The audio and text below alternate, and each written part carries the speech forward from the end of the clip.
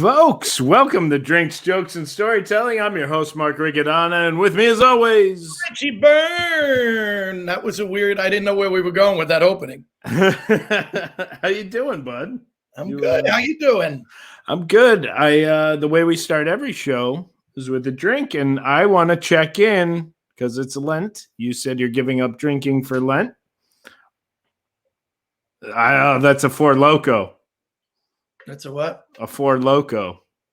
I got that, and then I got this. I'm on day 8, brother. Day 9. 8. Yeah, I had this last Tuesday. Do you feel good? Yes, and I lost 7 pounds, which is... Oh, my God.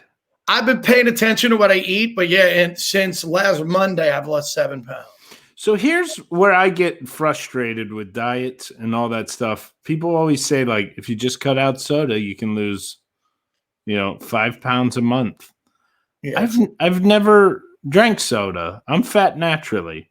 If you cut out sugar, you can lose. I'll cut out sugar. I don't lose nothing. It doesn't work. Well, in all fairness, I don't know. Who am I, Dr. Oz? In all fairness, you can cut out sugar, but not realize that there's a lot of sugar in what you're eating. Yeah, that's true. I mean, I do I'm eating healthy and I'll eat like fruits and vegetables, but then somebody told me eating fruit at night's not good. So it is at night. No. Yeah. You know what I'm doing? 2, I'm counting my calories, but I'm also only eating. I'm intermittent fasting.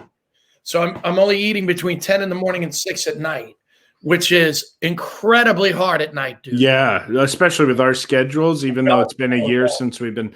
I intermittent fast as well. I eat from 8 in the morning until like 2 in the morning, and then I fast 6 hours. I fast 6 hours. All right, that's good. Haven't been dropping any. I'm drinking a not alcohol.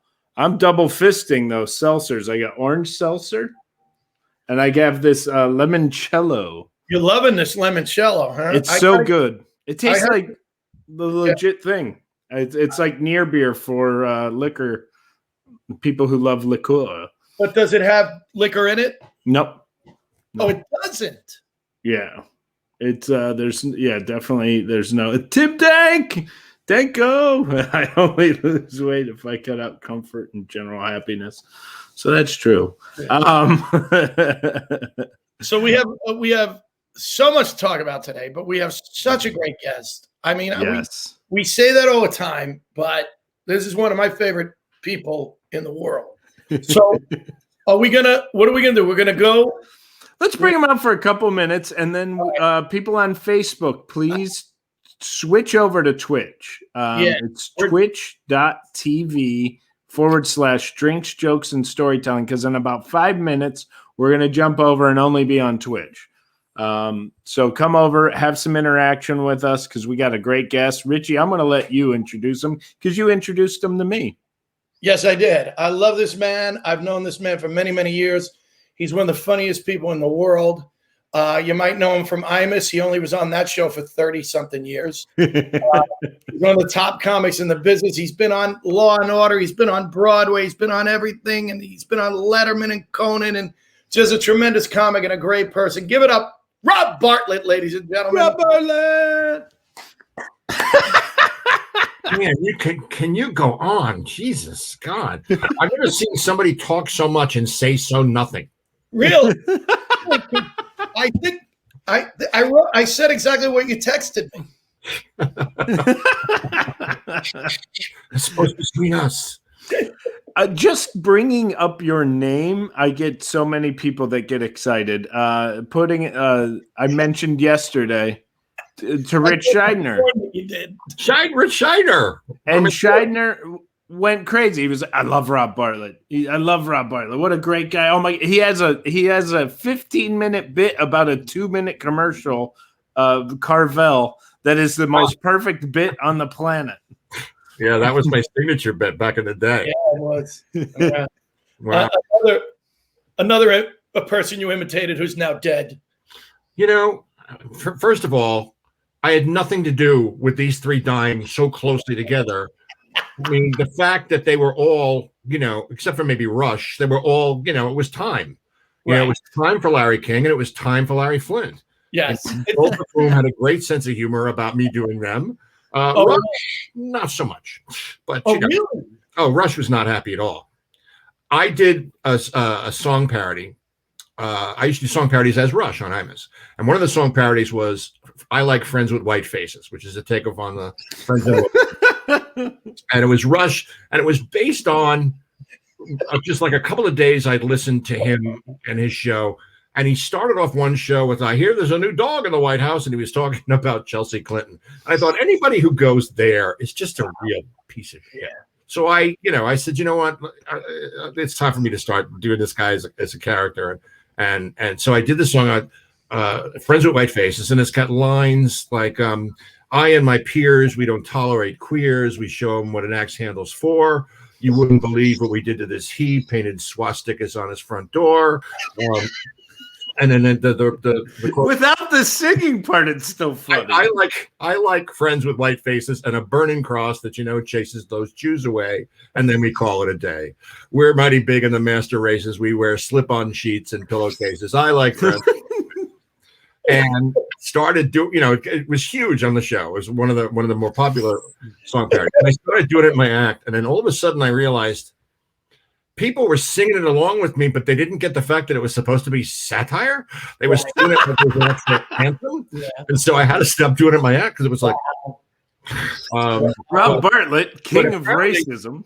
But apparently, that song was so popular on Imus, and all the advertisers, anybody in advertising always listened to Imus because Imus could sell anything, and so he was huge in the ad agencies in Manhattan. Madison Avenue was all Imus country, and Rush lost so many of his sponsors for the TV show based on that song, apparently, that they had to cancel it. So Rush was not all that pleased with me. Wow. Good for you. Well, at least you have a reason for not liking you. But it wasn't just, I don't like your imitation. He actually lost me. Oh, yeah. I love it. Well, hey, guys, we're almost at that time, so I'm going to switch us over to the Twitch side. So anybody watching us on Facebook, please switch over to Twitch. We're happy to have you there, and we're really enjoying hanging here with Rob Bartlett. He's twitching out too. We're going to play a little music parody. Speaking of song parodies, we're going to play a little parody that will switch us over. So after this song, you can only join us on Twitch. Ladies and gentlemen, once again, the pandemic.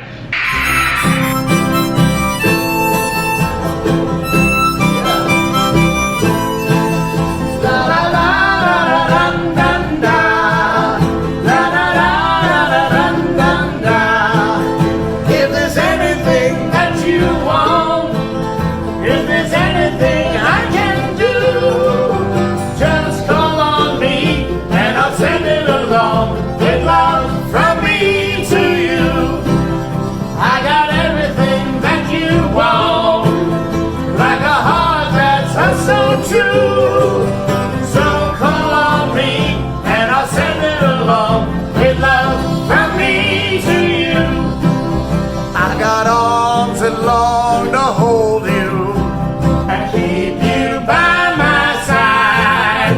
I got lips that long to kiss you and keep you satisfied. Ooh, if there's anything that you want, vitamin C or Theraflu, just call on me and I'll send it along, but I'll stay 6 feet from you.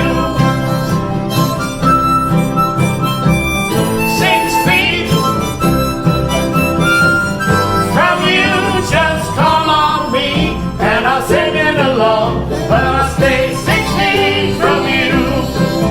Though my arms no longer hold you, and you can't be by my side. Now your lips are turning pale blue, because you're sick inside. Ooh, if there's anything that you want, I got your chloroquine, I'll take two. Just go on.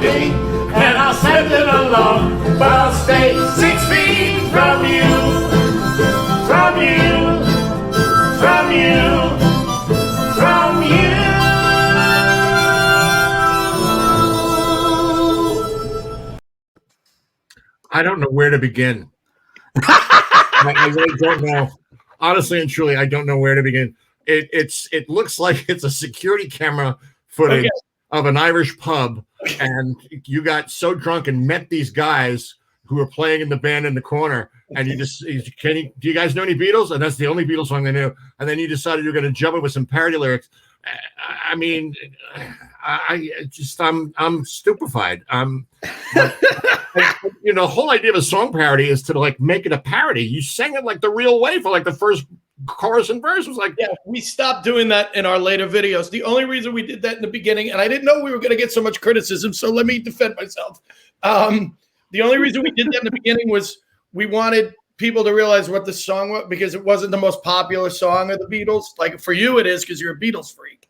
So let's sing a little bit of the real Beatles lyrics, and then we'll go into. But after that, we were like, screw it. If no one knows what it is, screw them. So we made other videos. The reason it looks so dark is we were trying to make it look like we're on Ed Sullivan, and it doesn't come across as well here. Oh, it did. No, it actually, I got that with the black and white thing. Right. But those guys are adorable, and they're pretty decent players. The guy who plays harmonica actually played harmonica on Groovin' by the Little Rascals on that. Right. Hey, Yeah, okay. Now you know what? Now I got to give you props. No, you don't. It was something. Here, you almost described it the right way. It's friends of mine. They do bluegrass every Tuesday at a bar that they used to until the pandemic hit, at a bar that I go to, that I frequent. And they're all good friends of mine. And when this all came down, I said, let's start doing some song parodies.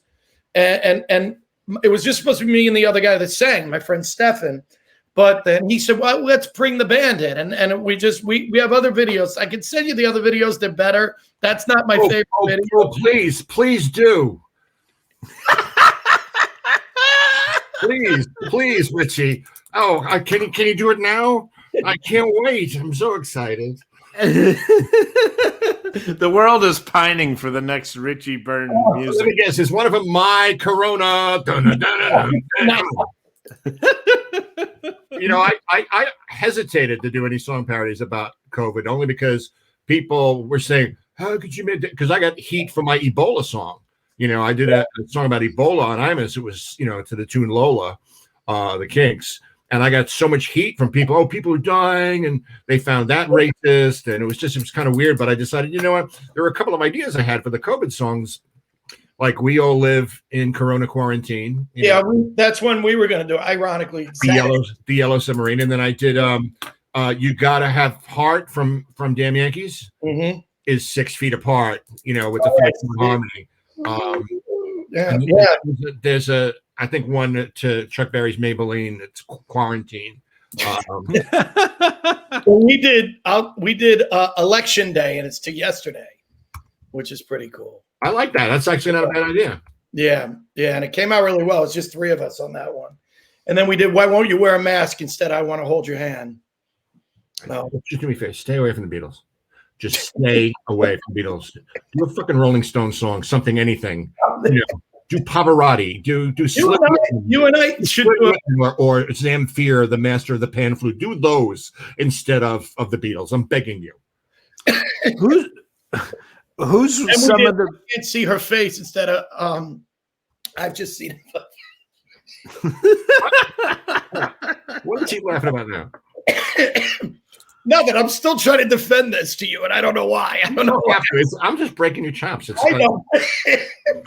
I got to bust your balls. I mean, what were you going to say, Mark? I'm sorry. I wanted to know because between you doing Broadway and you being on Imus, who are some of your favorite musicians that you got to meet over the years in person? Oh, doing Imus musicians. God, I mean, Levon Helm turned into a dear friend.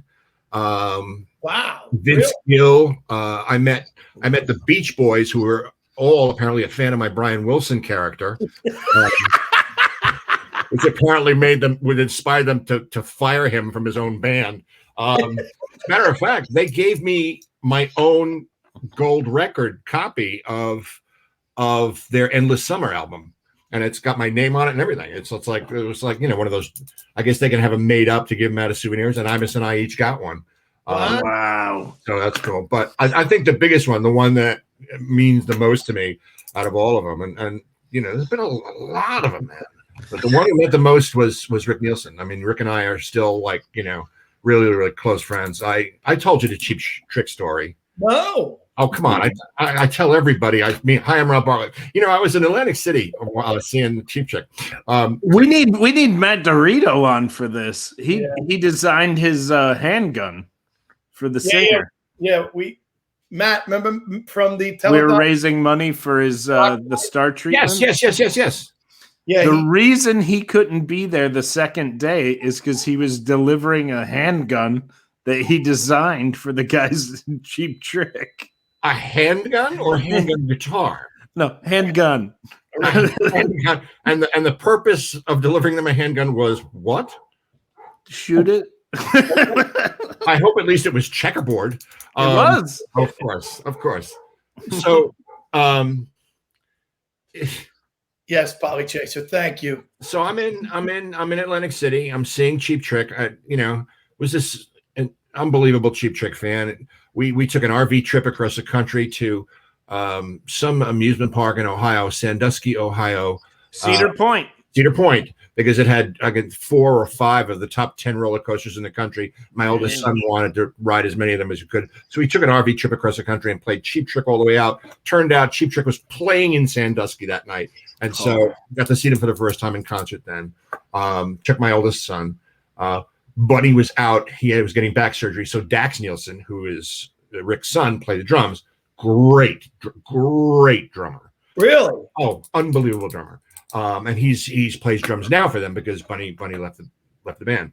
So then there was a weekend, or over the course of 2 weekends, they were promoting the Rockford album, I think it was. They were on Conan. A friend of mine knew people who worked on Conan, got me tickets to see them live on Conan.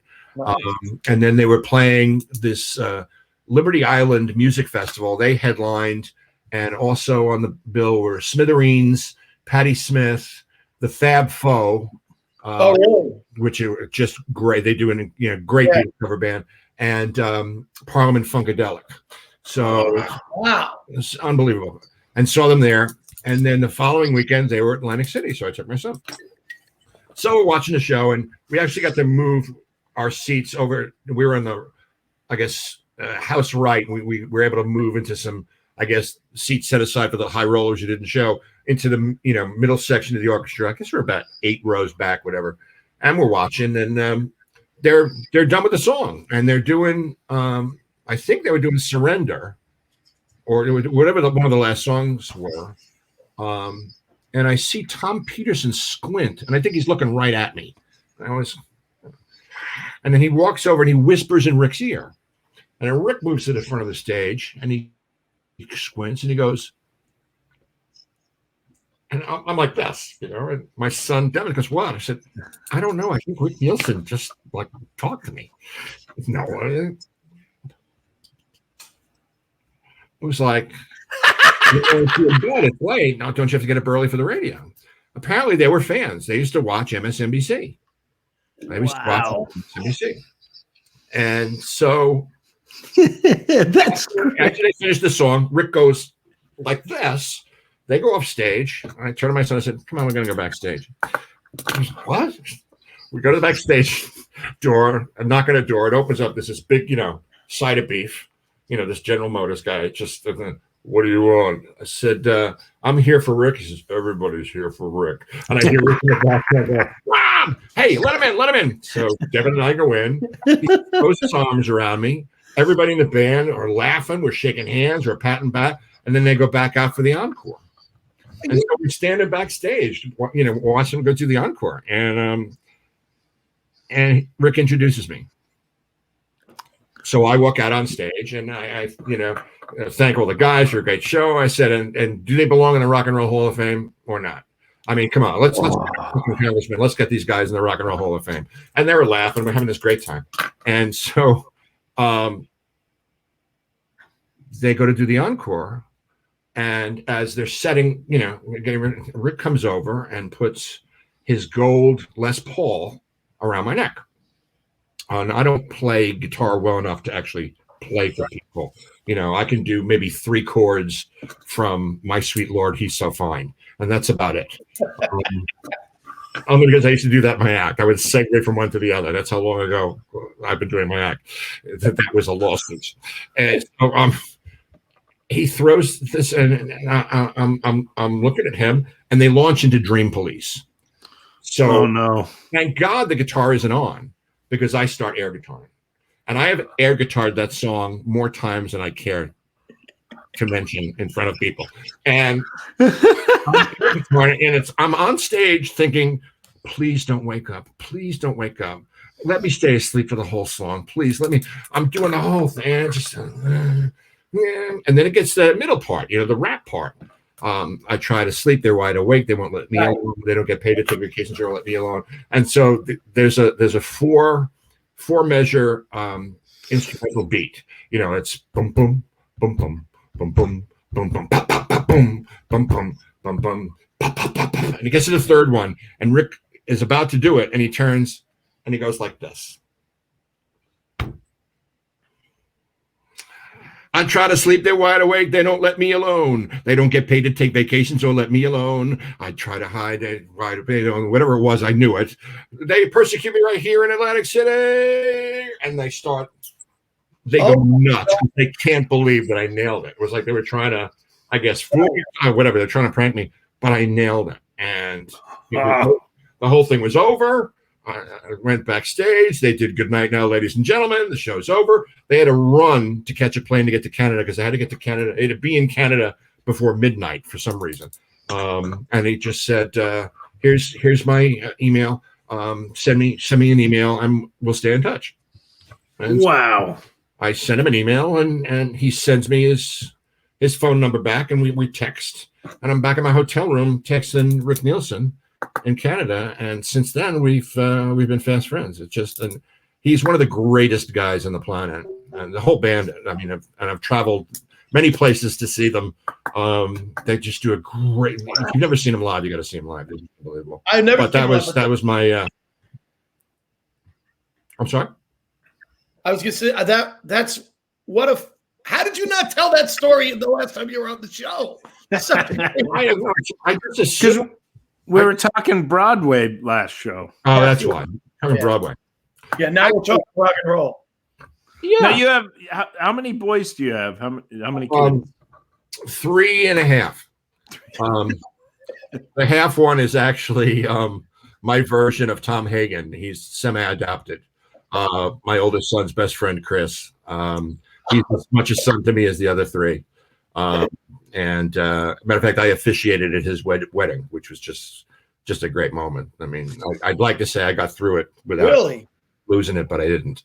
It was just such a great moment, Anyway, he's I couldn't love him anymore if he was the fruit of my loins. So he's definitely as much a son to me as the other three. So there's 4 boys altogether, and they range from the youngest is going to be 25 tomorrow, and then happy birthday.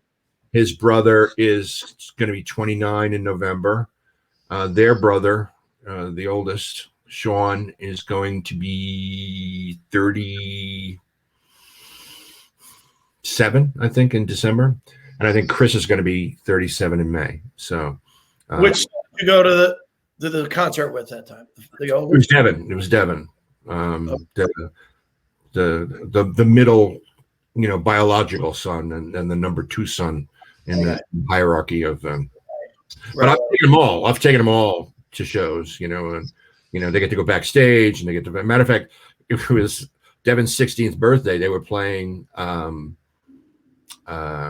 what's the theater uptown? Crane? Beacon? The Beacon. They were playing the Beacon, and they had us backstage, whatever, and he brought his friends, and then on stage, Rick kept dedicating songs to him, and wow. It was almost as cool as when I took my eldest son to Madison Square Garden to see the wrestling when I was still on Raw. It's one of those great moments where you feel like I'm the greatest guy on the planet. Yeah, it's funny. I was thinking about that because I like that must be to be a child of somebody in the entertainment business has to be the coolest thing because you only get the good stuff. Uh-huh. you're the one. We're the ones who go through all the crap to get to there, and then your kids get to come along for the ride and go, "Hey, this is cool. I got to hang out with this guy and that guy." And this guy. Yeah, but for as many kids that there are out there, like Rob's children, there are then the kids that are my children who live through just the poverty of being a comedian. What's up, Stephen? Stephen is the other guy, the guy I sing with, Rob, in the video. Oh, hey. That's Stephen. Good. He only watches when I tell him we're going to show a Pandemics video. True fan. That was good stuff. I'd find another lead singer, but you know. We were talking earlier, you know what we didn't do? We didn't do the drink of the joke, Mark. Yes. Rob, do you have a drink, or did you bring a drink with you? It's 3:30. Yeah, I know, but that doesn't stop me from my Diet Coke because I'm on the wagon. You know, to be honest with you, I really forgot. Had I remembered, you know. Yeah, I should have told you. I wasn't thinking. Do you have a joke? I have. Do I have a joke? Yes. Yeah. Yeah. Kind of thing. Yeah, it's a little dirty, if that's okay. It's got language. Better be. Okay. So there's an Englishman, a Frenchman, and a guy from Brooklyn are on safari, and they get captured by cannibals, and the cannibals got them each sitting in a pot, and they're about to build the fires under each pot, and the chief goes, "All right, gentlemen, obviously we're cannibals. We're going to be eating you because that's part of our culture. What we're going to do is once you're cooked, we're going to peel the skin off of you. Then we're going to eat your meat, and then we're going to take the skin and we're going to hang it, and we're going to dry it out. And this is the material from which we are going to fashion our crude handmade canoes that we use to go up and down the river. But to show you that we're not entirely savages, despite what you might think from the way that I speak, I will allow each one of you to take your own lives rather than the torture of being cooked alive." And so the Englishman says, very good. I shall require a knife. And so the cannibal chief gives him the knife, and the Englishman goes, "God save the queen." Blood falls face down into the pot. Frenchman says, "Monsieur, I would need the use of a knife." And he gives him a knife, and he says, "Vive la France!" Face down. Guy from Brooklyn says, "Give me a fork." Cannibal says, "Fork?" I said, "Yeah, fork. Give me a fork. You know the thing with the things on it? Give me a fork." Cannibal chief gives him a fork, and the guy from Brooklyn goes, "Canoes? Here's your fucking canoes."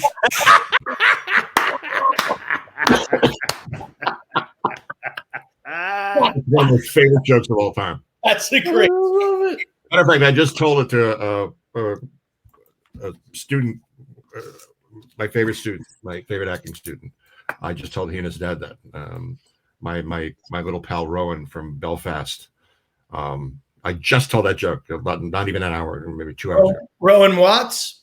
Rowan, yes, right here. He's always watching. My man. Rowan, how about this? Rowan auditioned for an agent last week.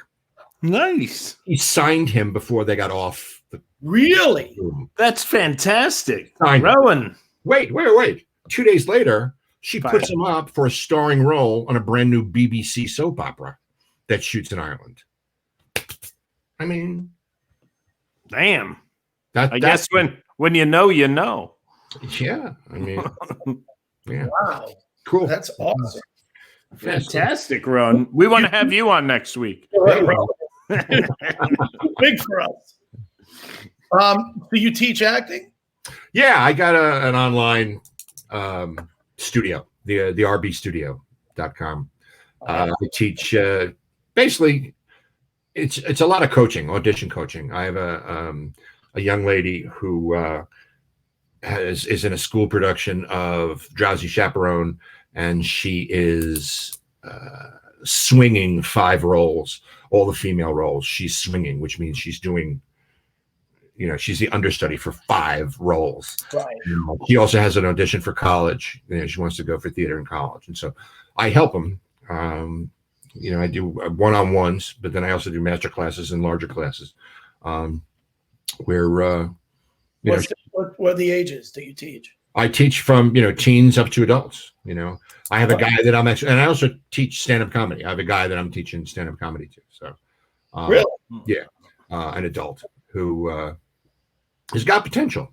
I gotta say, got some serious potential. And what I like to do is I like to just give some basic, no bullshit, hands-on. You can use these tools when you audition. The stuff that I learned, from Joanna Bexon. You worked with Joanna Bexon, haven't you? Did she? Yeah, I did. And she was the one who inspired me because she really has this bare bones. It's not all this esoteric, you're an ice cream cone.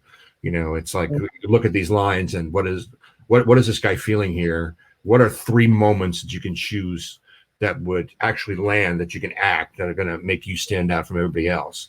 And just teaching basically what you're really looking for is just to get a callback where you can actually then work on it harder. But it's fun, it's a lot of fun. It keeps me off the streets. And one of the things that I like to do is I like to take a song and I have them do it as a monologue without music. Yeah, Joanna had me do that. It's a really, and I learned that from a guy, Milton Katselis, an acting teacher who wrote an interesting book about it. I saw him do it with what's her name, the actress. Tova Felcha was in my class, and she had a song she had to do. It was like an Irish ballad, which was just like, and she was like 108 months pregnant, and she sang the song, and then he had her do it as a monologue, and then had her sing it again, and it was night and day. It was just incredible. It's a great acting tool. It reminds me of this story that I heard about. Who's the guy who directed Tootsie? He's in it too, right? Yeah, too. He's famous. Sidney Lumet. All right, Sidney Lumet was directing a play up in Massachusetts where they do that summer stock stuff, and where in the Berkshires. I'm so bad at names. It's some festival that they do up in the Berkshires, and a lot of New York actors go up there in the summer to do it. They do stuff in repertory, whatever, and he was directing a play up there. I don't know what play it was. I don't know who was in it, but he did a table read of the play, and then he got them up on stage, and he had them all do the play, read through the play, and just move about as they felt, not actually blocked it, let them. And then he collected all the scripts. And then for the next 2 weeks, they could not have the scripts, but they rehearsed every day. They had to do what they remembered. They had to do what they remembered of the play.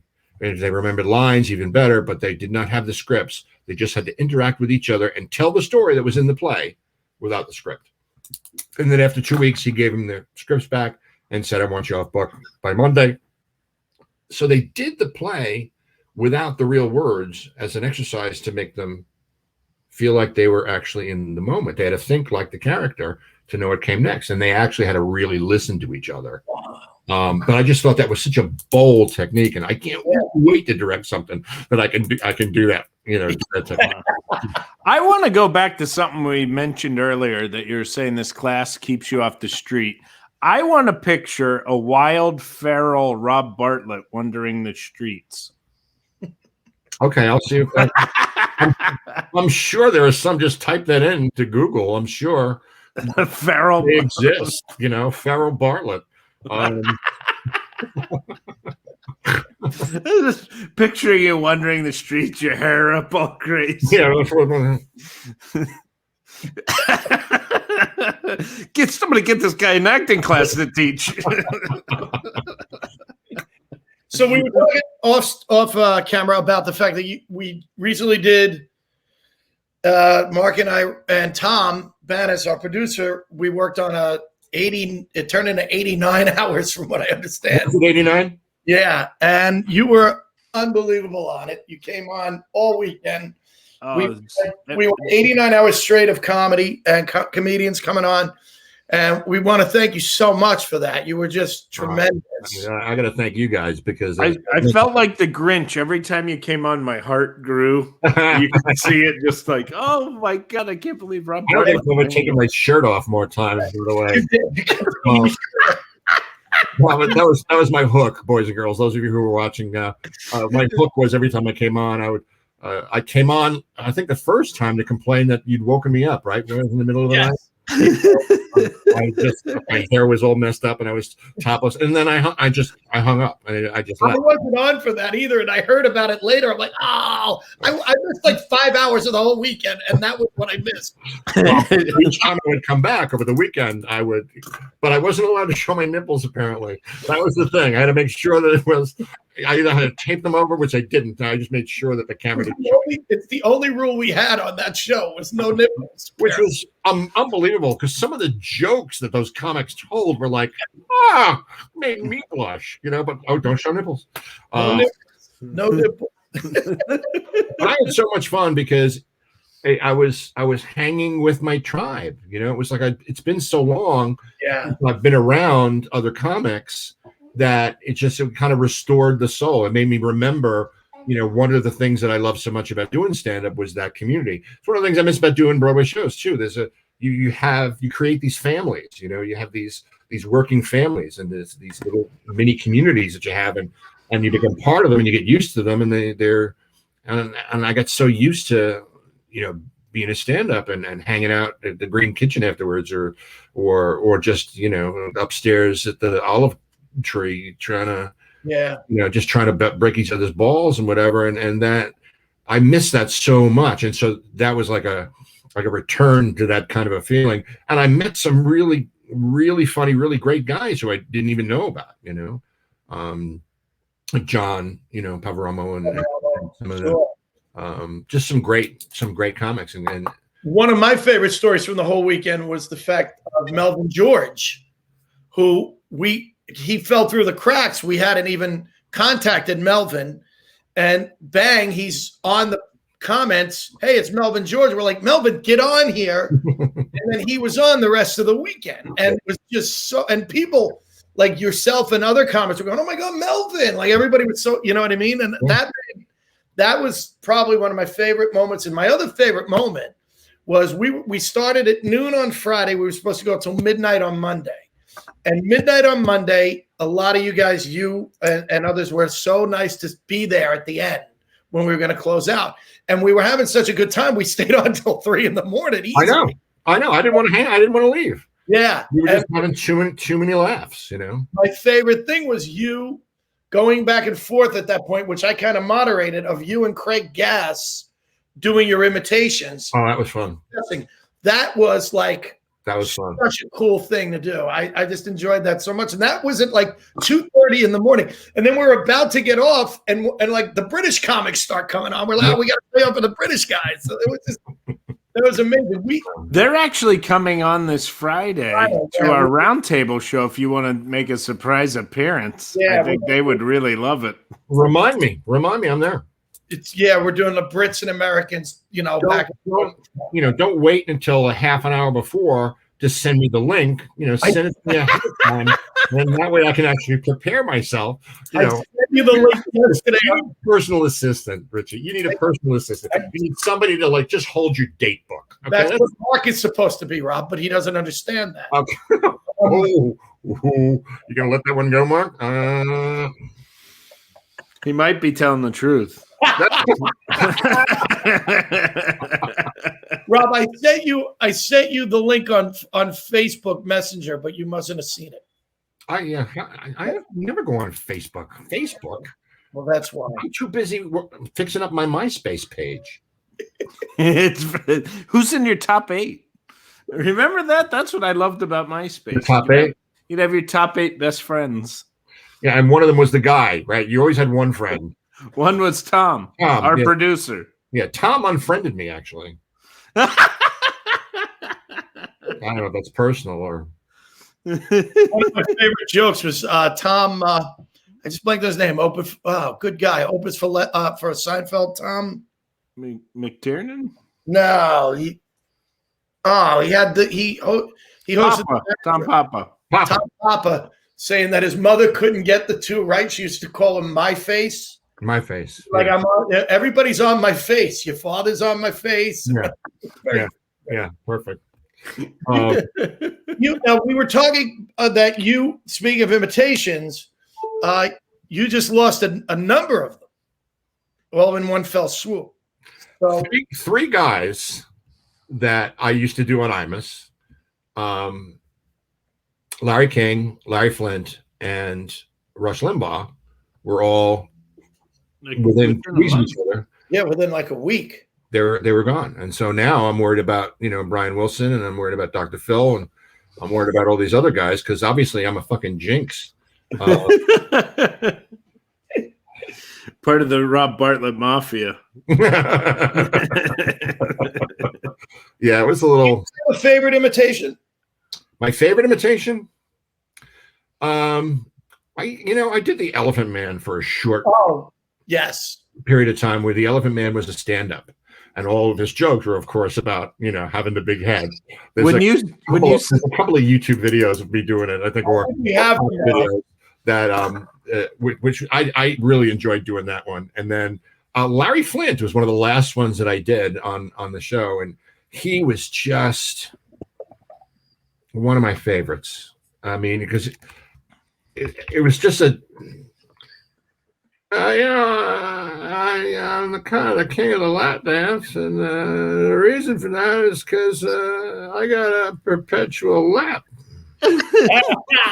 Stuff like that. And he could say anything because he didn't care. So there was a couple of them. One he was talking about Hanukkah was a good one. One of them he was talking about. We have the video. Tom, show. Please welcome to the I'm Swing program our old friend Larry Flint. Larry, how are you? Oh, great. How are you? I'm pissed off. That's how I am. Yeah. Ooh, I'll alert the media. Hey, it's the Elephant Man with news. What's going on? Maybe it's because I was a born-again Christian, but I don't get the whole Hanukkah thing.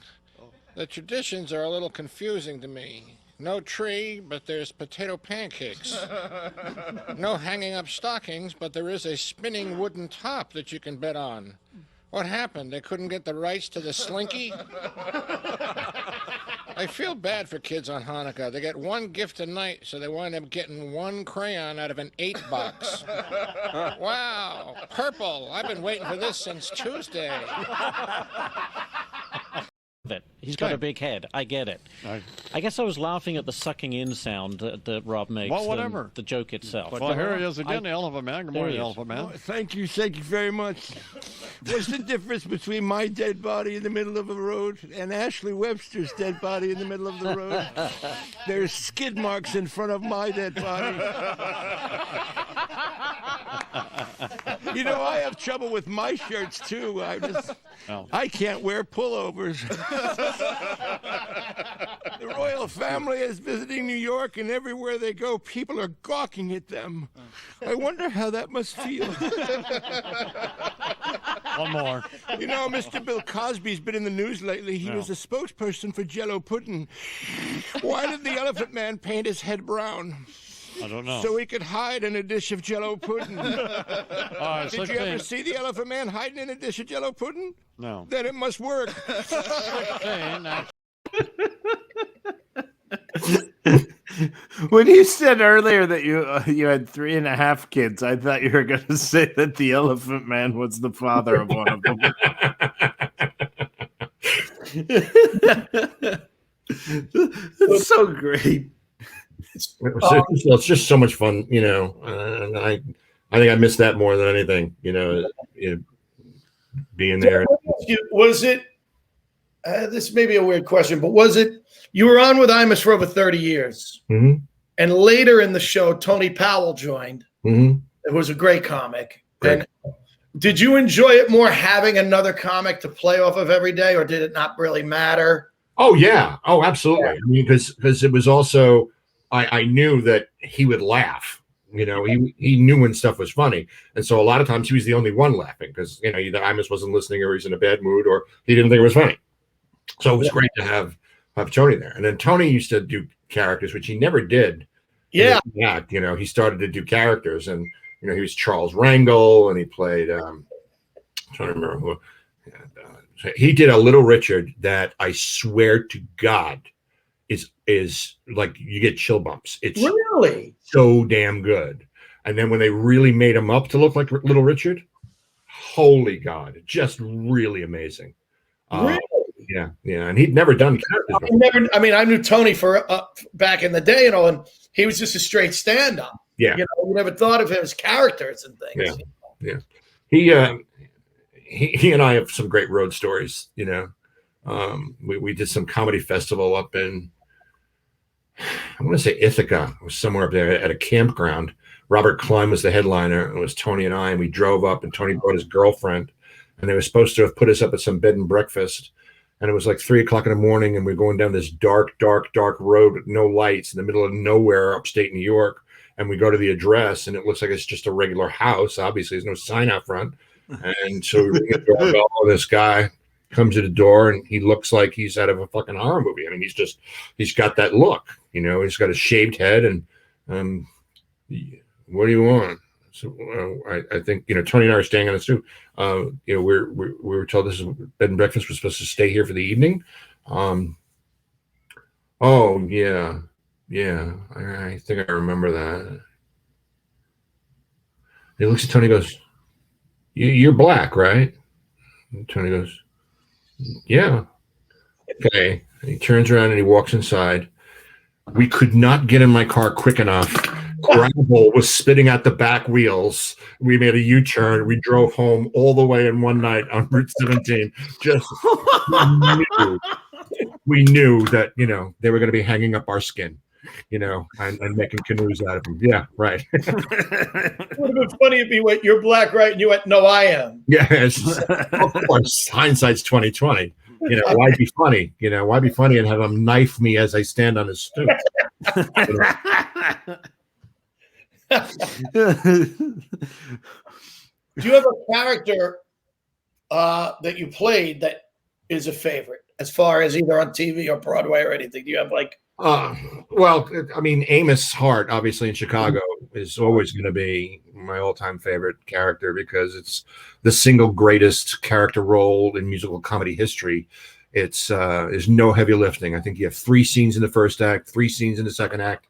You have a killer show-stealing number in the second act, and it's just you get to make them laugh, you get to make them cry, and you call it an evening. It's just the greatest part, and I was able to find so many different things in the character, so many little character thingies, quirks and whatever that I added to it because there's been 1,000 people have played that part just in the revival on Broadway at this point. Yeah. Even the guy who played Big Pussy in The Sopranos played Amos. Yeah. Matter of fact, it was while I was in it, and they wanted me to leave for the month he was in because what's her face? The one who played Tony's sister. I can't remember the actress's name. Oh, Ida Turturro. Was going to be playing Big Mama Morton, so they're like this because the Weislers, they know how to market this. That's why this show has been on Broadway for 25 years because they know how to market it. I mean, I did it with Melanie Griffith, I did it with George Hamilton, I did it with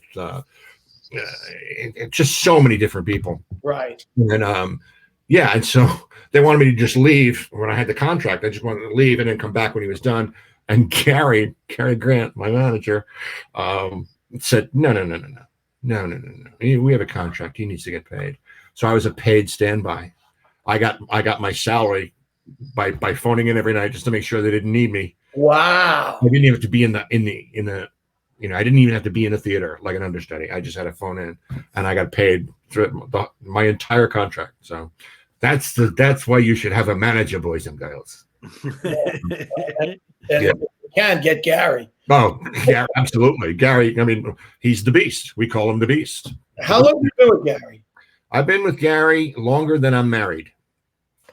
Really? Gary started managing me in 1982. He arranged the marriage, too. I'm oh, shit, I wasn't supposed to tell you. I'm sorry. That changes a lot of things. I owe him more commission. What Mark doesn't know is you even phoned in on the wedding. Do I have to be there? Yeah, I do. All right, I'll put the tux on. I'm fascinated by how did you meet Gary? Like, how does that come about? Gary and I worked on a project together initially. I don't know if you ever played Ferns. Ferns was a club in Roslyn owned by a dear friend, Billy Long, and his wife. Richie Canada was the co-owner. Richie Canada, the saxophone player from Billy Joel Band. Right. He was a co-owner with Billy of the Ferns, and Ferns was an old carriage house at the turn of the century in Roslyn, and they turned it into a club, and they had it was a great sound system and a great showroom and bar upstairs, and they had like a smaller bar, like mini restaurant downstairs with natural rock. It had been built in the natural rock. It's almost like a little cliff. It was beautiful.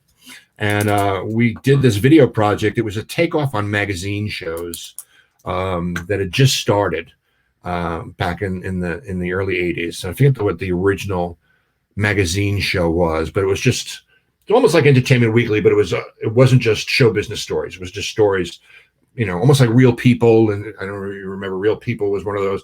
It was a magazine show. And so ours was called Magazine du Jour, and we wrote a whole bunch of sketches, and we did it live, and we taped it, and that's how I met Gary. And I was so impressed by how much he knew about the business that I asked him if he'd manage me. He was a really successful professional musician for a long time. I mean, he was on the Clay Cole review tour when he was like 16. He was a guitar prodigy. Wow. He was in a band called the Sheiks on Long Island for a long time, and then they became G.I. Jive, and he's played on a whole bunch of real records. I remember. I had no idea about this. Yeah, he played on some song. There was Frank's Place was the guy from WKRP. He started it. It was a show, and I guess it was a club, and it was a jazz club, and I think one of the songs that Gary recorded. Was one of the studio musicians they used on the show, and he got like this check, and he'd completely forgotten that he had played on this particular song that they wound up using in the sitcom. And so he got a check, obviously, because he was on the record, and he also told me, I don't know if he told me in confidence or not, but he has played on the soundtracks of a number of porno movies, which I thought was another a good panel story, I will say. The residual checks are very short because people only watch, for about 2-3 minutes, and then. Nice, well played, Riccadonna. All right, I get one per show. All right, I will try to look forward to the next one then. There won't be one. Good night. You get one per show. Where were the ones the last time I did this show, and when we did the marathon? I did them earlier. Oh, okay. All right. See, Richie, I don't just bust your balls. I had a question. So, out of all of your acting roles, not just the major ones, which one was the hardest to dive into? Which was the hardest that it took you a lot of work to find the role? Fortunately for me, they don't tend to cast me like adventurously. It's like they don't want to challenge me when I get cast. Basically, they cast me because I'm the guy. I would say that Imus was probably a long shot because I didn't really exhibit those qualities. But he was a guy who I just loved to work on because there were so many different facets. Yeah. But for the most part, I get mistaken for a Jewish man. And so whenever there was a role for a sleazy defense lawyer, my name would immediately come across, casting lists. That's, the Law and Order SVU, Milton Schoenfeld. I did him for 5 episodes, and then I did Bernie Bukovitz for 5 episodes on The Good Wife.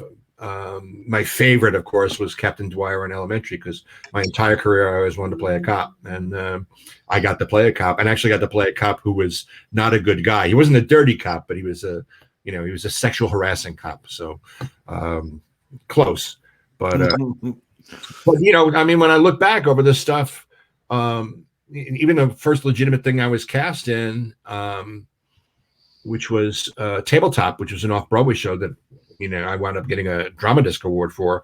Even that character came kind of naturally to me. It was like this tyrannical television commercial director. And I just channeled Imus when Imus would get into his moods. And it was very easy to find him. Amos, and then Mr. Mushnick was, Speed and Odd Couple. I cut my teeth on Neil Simon, So to me, there's only one way of playing these people, Same with Herman and Sweet Charity. Twimble Romper, and How to Succeed, was 2 parts, one at the beginning of the first act, one at the end of the second act. And I think in the original show that was supposed to be a joke and a big reveal, that it was the same guy playing a guy from the mailroom and then the CEO of the company. Yes. And it never got a laugh. I just totally, I like to say it was because I was so different as the CEO, they didn't recognize me as the man from the mailroom. But that was just, you just had to find things to keep them separate so they didn't look or sound the same.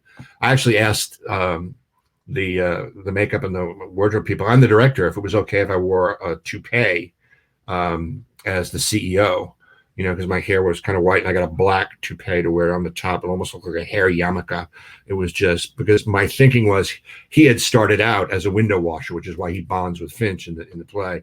And so the first thing he bought when he actually rose up the ladder and started making money was a toupee. And he kept the same one all these years because it had sentimental value. But no, I mean, I've been fortunate. There hasn't been any, I mean, I'd still like to play, Death of a Salesman. I'd like to be Willie Loman. I think I could channel that pretty easy. You could pull that one off. And of course, Fiddler. I was born to play Fiddler. Tevye is on the, a part that I'll never play that I wish I could have played when I was younger and slimmer was Harold Hill and Music Man, because I learned Trouble in River City in the 8th grade as a monologue and never forgot it. So it'd be an opportunity to show. That's a good party trick to show off, I think Death of a Salesman, playing Willie Loman would just be amazing. I think any stand-up comic could play Willie Loman, because a lot of the things that Willie Loman feels are things that comics feel and have felt, The only difference is that door-to-door salesmen make money. Oh, great. Now I'm not going to have one tomorrow. I did 2 tonight. That's it. I think you're probably good for the month, Mark. Well, I'm wrapped up for the month. I'll see you guys later. Good night. What are you doing now? I mean, we've talked about this, but let's start with how are you dealing with all the pandemic stuff? And it's. You said you're teaching some online classes. Yeah, I mean, I'm trying to. I haven't been doing my podcast regularly, which, is to my detriment. But if those of you have not yet subscribed, I encourage you to, because there's a new one coming out very shortly. But you can see the ones that have already been. It's on Apple Podcasts, or you can go to Robbio Radio at Libsyn, or robbioradio.libsyn, libsyn.com, and you can hear some of the past ones. It started out as like a radio version of Saturday Night Live, where I figured we would do like the old Jack Benny show. You'd stand at a microphone and read scripts, and I had a whole troupe. We had a little repertory company, and then we were doing it live on Facebook on video, and then they were using the audio and they were putting it on the radio on Saturday nights, and then both of those things wound up going away. And I shall never mention the radio station's call letters ever, because they've totally destroyed one of the great radio stations on the planet, and they screwed me over a number of times. But go back and watch listen to some of the old, and there's actually some actual of the old video ones are up on the Rob Bartlett Radio Comedy Hour, as it was called, Rob Bartlett Radio Comedy Hour YouTube channel where some of the videos. Yeah, I saw some of them when I was doing some research for this. They're good. They're really good. Research? Yeah, I do research. I forget to send you the link, but I do research. Richie put in a lot of work to get where he is right now, which you're lucky he did the work. Do you miss the stage? Do you miss the live audience? Do you miss all that? I miss everything. I really miss everything. But I'm also very used to being in situations that I can't control, as a stand-up and as an actor and, even as a parent, and so you just learn to kind of pull down your pants, slide down the ice, try to keep it in check, try to do the best you can with what you got and hope for better things. I'm getting my first vaccine shot on March. Nice. March 6th. So, because I'm in every demographic possible to make me. I'm old, I'm fat, I'm type A plus blood, and I have a chronic disease. So, hello. Why it took him till March to give it to me, I have no idea. But I'm an old bastard too. I can't believe they're making you wait till March 6th. Yeah, well, don't cough on me before then, because wouldn't that be ironic? Richie's been, he opened a kissing booth out in Long Island. Did you figure out where you got it? Yeah, yes, although he denies it, but a friend of mine, he didn't deny it at the time, but now he's going, no, I don't think he got it from. I go, I absolutely got it from you, Vinny. I got it from you. And I love the guy. He's a great guy, but he was like, his son had it, and he was home. He didn't tell us that his son was home with COVID, and 3 days later, I had it. That's the last I'm going to tell you this. You can't tongue kiss your friends. Well, this guy's special to me. Okay, all right. Not just because of COVID, Richie. You're going to get a lawsuit on your hands. No means no, Bern. Saying that, do you feel? I was watching a lot of your Imus stuff, and do you feel like there's things you did in the past that you couldn't get away with now? Absolutely. And Absolutely. Nor would I want to. I cringe at some of the stuff that I did. Do you? Yeah, because I wasn't thinking it through. To me, it was just funny and didn't mean any ill intent or didn't mean anything by it, whether it came off homophobic or racist or misogynistic. It wasn't that intent. Tony Powell, a fine African-American comedian, one of his favorite bits was the Black Beatles. So, and that's what, it's been a long process, I think, for people to get through. I think there's a little bit of overkill now, like when you're talking about college, cancel culture bullshit. You got to sign the contract with all the trigger things, and I think sometimes censorship can be taken too far. Mm-hmm. And I remember when I met George Carlin on the Imus show, and he was a guest. That was one of the things that he was, because it was just starting around the time. Mm-hmm. He was a guest on the show, and he was just warning people that this is just not a road we need to go down. But then again, you try to put yourself in the shoes of the people. Imus had a great line, which was everybody thinks it's funny until it's about them. And, Imus paid the price for it, obviously, and there was no ill intent on his part in what went down when he got fired, and he apologized for it. And I think he made good on it, Yeah. He did what he said he was going to do, and he made promises and assurances, and he came through on it. And I don't know. There's always some stuff in hindsight you think, I probably should have done that. Nah, it wasn't a good idea. But we're working 5 days a week every morning trying to come up with content based on what you're hearing on the news. That's really not an excuse, though. If I knew that it was bothering people at the time, and unfortunately I was not, I was not subjected to people who weren't bothered by it. I didn't have the opportunity for people who didn't think what I was doing was either funny or thought it was, racist or homophobic or misogynistic. I never got any of that feedback, because had I gotten that feedback, shit, I would have just preferred not to do it, because the last thing I want to do is make someone feel bad. It just kind of against what we're supposed to do. We're supposed to be making people feel good and laugh and have fun. And if you're making somebody feel bad, then you're not doing your job. You know, I mean, except for you, making you feel bad is fun. I just have a great time making you feel bad because let's face it, you deserve it. Richie Byrne is a bad man. Yes. There's nothing better than a burn. I'll just say that right now. That's when you get burned by burn. You're getting burned. But do you feel like, Rob, I totally agree with you and everything about that. I hate to make somebody feel bad. Mm-hmm. And you see other comics, and I have respect for the comics to go, fuck them. This is what I do. And I don't, but I think that I have a problem with when you see a comic who's just being mean for mean's sake. Right. There's really behind it. Right. It's just nasty. Well, what's funny and what's being an asshole? Some people are just being assholes. Yeah. Some people, maybe the joke fell flat and you offended somebody. And one of your polyamorous, whatever. Poly chaser. Yeah. Just mentioned, what's funny is arbitrary. I mean, what is funny is in the eyes of the listener, no one can tell. Right. See, I could laugh my ass off while someone else is offended. It's very true. You know what my problem is with that is that a lot of times the person that's offended isn't the person.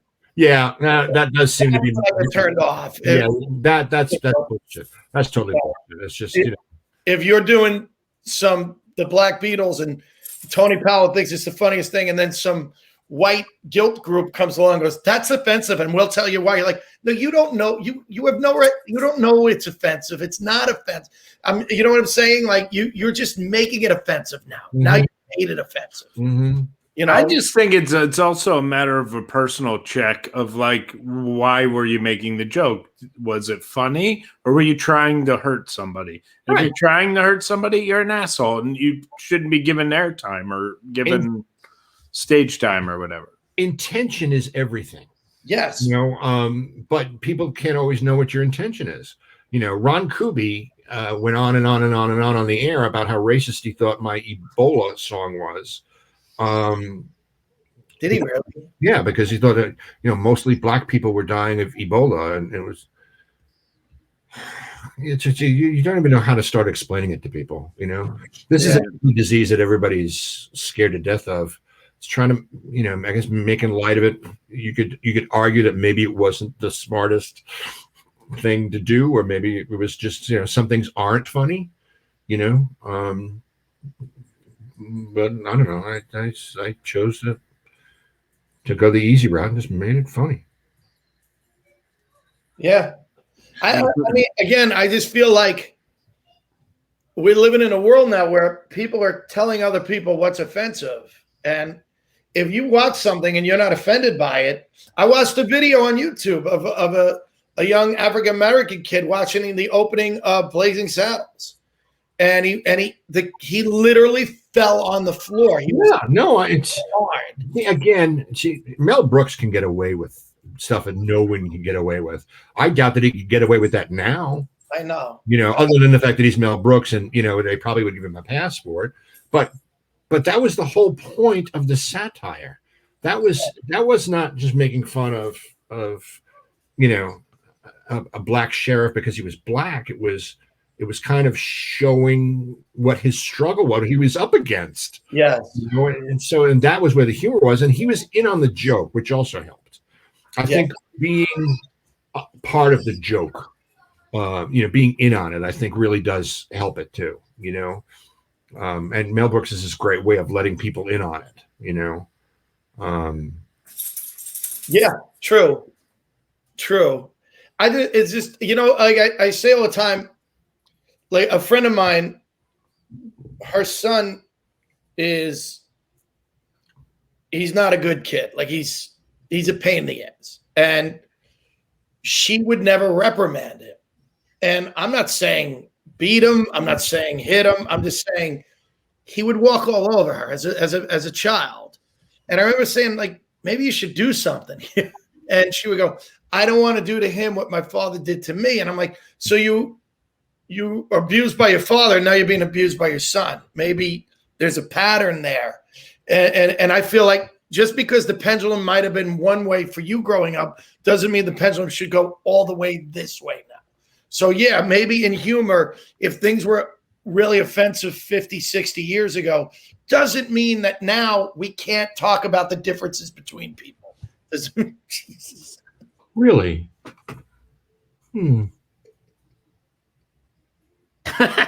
What I got from that was, as Richie Burns said, beat your children. No. That's what I heard, but No, I just make a point that we always have this country. We always go too far the other way with things, and I feel like that's where we are right now in humor. Mm-hmm. Everything's offensive. Everything. Mm-hmm.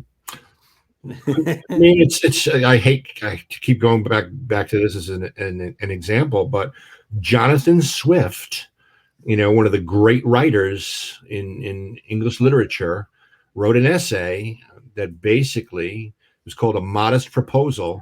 And he was suggesting that, being that there was, some famine issues in England at the time, he suggested that the upper class eat the lower class's babies. And that way you could solve the problem of having another mouth to feed, using the other mouth to feed a rich person. And people just lost their minds. What are you, a cannibal? I think cannibal is the theme of today's show, by the way.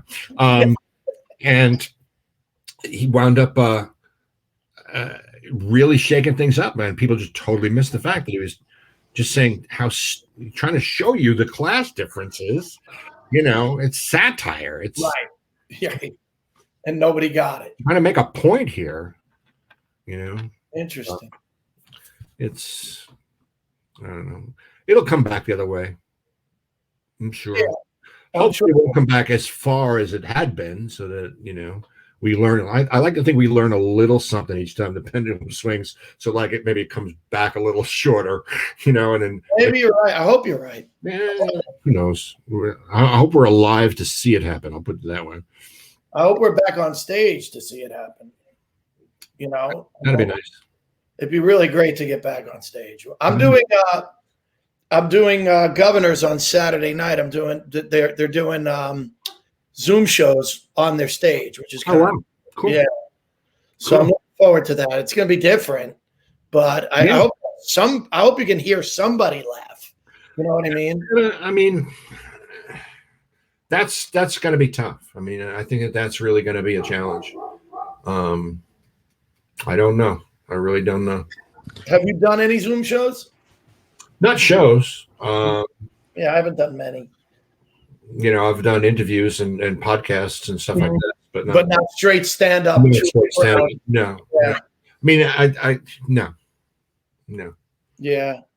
It's I enjoy it.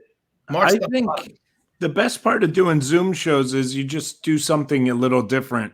You don't get the reaction that you're used to, but you can work on your writing and just try to treat it like it's a desk bit, that you're doing. And so I've been using those as writing tools. Anytime I get a Zoom show, okay, I'm going to write a new bit. Mm-hmm. And the thing is even if people, as long as they have their cameras on, because then you can look at them and at least see the acknowledgement of liking it. Mm-hmm. But I'm super excited. Like this weekend, I'm doing the Bucks County Playhouse in New Hope, Pennsylvania. Yeah, it's a beautiful 300-seat theater. They're only letting 45 people in. Oof. So it's just going to feel like it's a regular weekend for me. Yeah. You know how I draw. Like a 3 a.m. set at Catch. Actually, there wouldn't have been 45 people. There are situations where it's actually good that you can't hear people laughing. I'll give you a case in point. Very early on in my career, my first television appearance was on the Joe Franklin Show. I don't know if you guys remember the Joe Franklin Show or not. Joe Franklin was on for years and years and years and years. He would have everybody on, everybody from Liza Minnelli to Spinal Tap to me. Okay. And I got on because I had done a commercial for Gloria Parker and her musical glasses at Christmas. It was an album that had been produced by Gary, actually, and he redid all the charts of these Christmas carols. and she would play the glasses. But she was a maestro of this. She had conducted an all-girl swing band like in the 40s. And so she was the real deal, a real great musician. And this musical glasses at Christmas time was one of these on television commercials, when those were popular, Act Now. And anyway, so they had that. And she was booked on the Joe Franco show to promote it. And Gary made a deal that, well, if you want her, then you got to take Rob too. So I got on with her, and so she did her thing and played the glasses, and then I did some stand up. I don't know if I did Carvel, whatever it is, but for those of you who never saw Joe Franklin had this way of like incorporating everyone together. He would pull in, we're gonna go to your restaurant, and then we're gonna see your show, and afterwards we're gonna go see you sing at Joe's pub. He would bring everybody together. Joseph Speakerman's 15 Varieties of Ethnic Breads, my friends, and Cot Soda. Don't forget the Cot Soda. And so Gloria goes on, then I go on, and then we get bumped down because he brings out this guy who was a poet in, I think, Treblinka or Dachau as a child and had written poetry. So this was like a young person's point of view of the Holocaust. And he read some of these poems. This guy was 106. I can't remember his name. And he read these, and they were heartbreaking. I mean, each one, the cameramen were sobbing, and you didn't know what to do. It was just so moving. And so then Joe goes, thank you very much for wonderful, very bittersweet. We'll be back, my friends, after this message from Joseph Speakerman's 15 Varieties of Ethnic Breads with Hannibal the Clown. And the inside of my cheek is raw because I can't laugh at this point. Thankfully, I'm off to the poet's right, so you can't see me. I was on the couch next to Gloria. And they come back after the commercial, and he introduces Hannibal the Clown, and it's this woman, and she doesn't speak, and she does this little pantomime thing about losing a balloon at a fair. And she, instead of speaking, she has all these horns and bells on her costume that she rings and squeaks depending on what she's doing. It's like, laugh, and I was like, I have an idea. So she sits down. I'm sorry. I'm just thanking God that at least the poet is between me and her, because I don't want to be anywhere near this person, because I so cannot say anything at this point, because I'm so deathly afraid that I'm just going to lose it on camera. My first television appearance ever.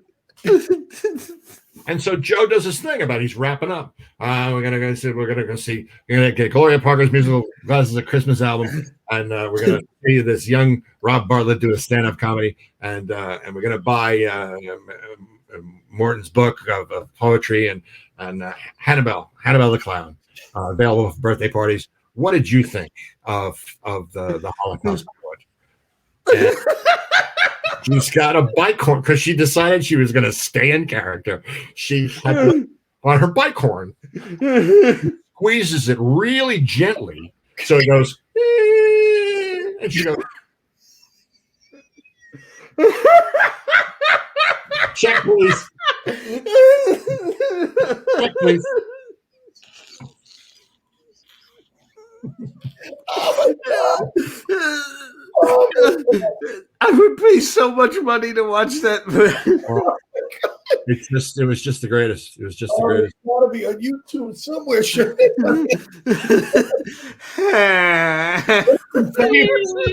been funny if she pantomimed one of his poems.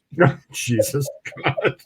But see, taking it too far, Richie. Here's the line, and here's you. Okay, this is why cancel culture's out there. It's because of you, Richie. Oh my fault. Oh my God. No, I think you're safe, because I don't think you can consider this culture.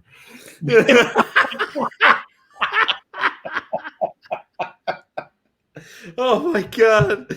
I don't think we can top a story. No. I think we got to get out on that one. Rob. I saw you say we should wrap up, and I figured maybe this is a time to sneak this one in.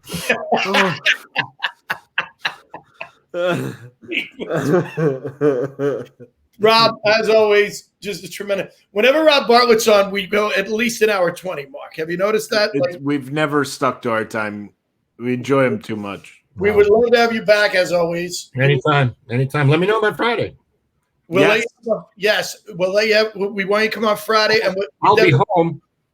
We want Pixie on, and we want to have you come on as a guest host with Pixie. So that'd be great. A lot to do. That'd be great. Yay! More Rob Bartlett in our life. Thank you, Rob. Thank you, guys. Take care. Have a great one. That was Drinks, Jokes, and Storytelling.